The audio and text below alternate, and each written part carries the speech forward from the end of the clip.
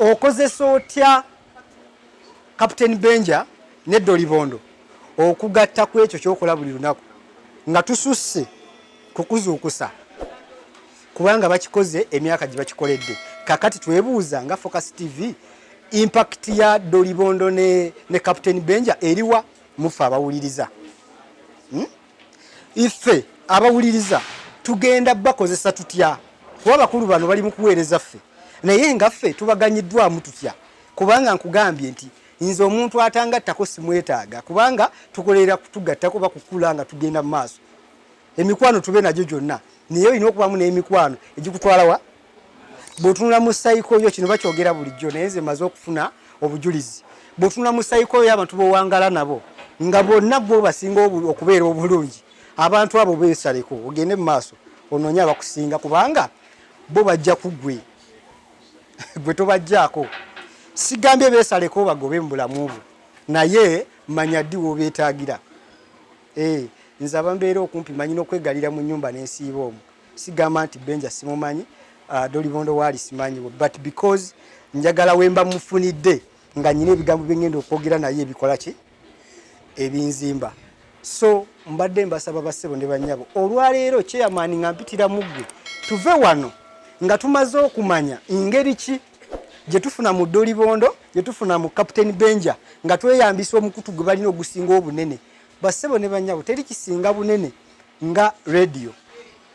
Ekitegeeza tuba ne platform yaffe nga tulina kye tukola ng'ennyonyi group yaffe bano abakulu tusobola beeyambisa mu budde bwe balina okutulanga. Ekisibye ife abamu obutakulaakulana business zaffe ekisooka abakulu nga bwe mbagambye tubeeyambisa mu kuba kutumira tubeeyambisa mu kuba kuteesa ku miramwa. That is good and well naye yongereddemu overviewing essimu zino z'okuba buli lunaku zigatta zitya ku bulamu bwo nga ggwe omuntu. Era abakulu nga bakozesa empewo ze balina bagenda kuyamba batya igwe asinziira ebyerima okubawuliriza. Ekisinga obukulu mu nsi muno ku mirimu gye tukola y'empuliziganya.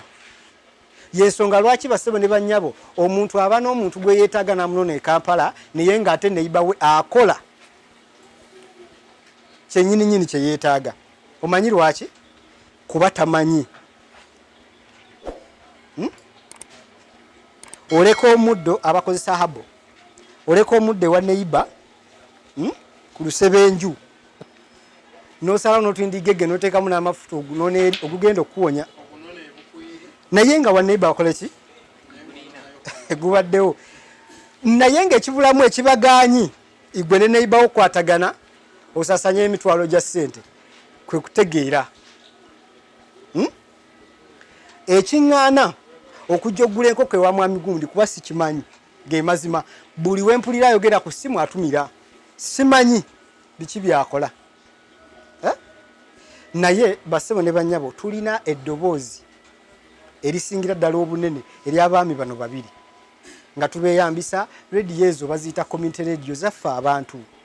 Ffe tulina ozikozesa lema kulowooza nti olina enkoko bbiri tezeetaaga kulanga ku rediyo kubanga waliwo azeetaaga aziyitako buli lunaku. Nsaba tunyumirwe ng'emusi waffe mulabye hype eri waggulu nga bwe tuzze wano because bye bibeera mu bantu nga tusisinkanye tunywe tusanyuke naye tujjukire nnyo ekikulu nti after here obulamu bugenda sigala bugenda muki mu maaso naye platform ya Nyonyenkeze tugyeyambisizza tutya. Nandyagadde nnyo okuddamu okusisinkana ku kabaga bwe kati nga tulaga bibala ebivudde maloboozi g'abaami bano babiri kuba b'amaanyi.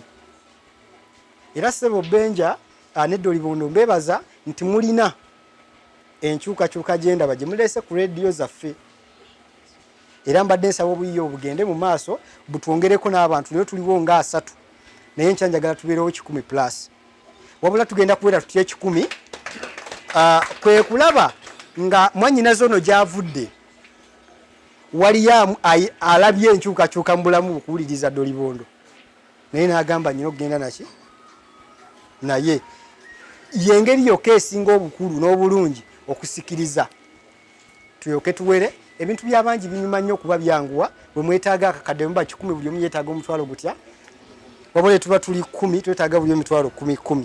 So mbasaba platform yaffe eno gye tufunye ngaffe tugikozese, tukozese mikwano gyaffe okubaako bye tutambuza bigende mu maaso, tusuke mu daily routine ey'okunyumya ekiboozi, ey'okubeerawo nga tunyumya ku binsonga zino ne ziri. Tweyambise nti oli alina kyamaanyi, yes nkikozesezza ntya. Tewerabira ku subscribinga ku Focus TV yange bingi bijja.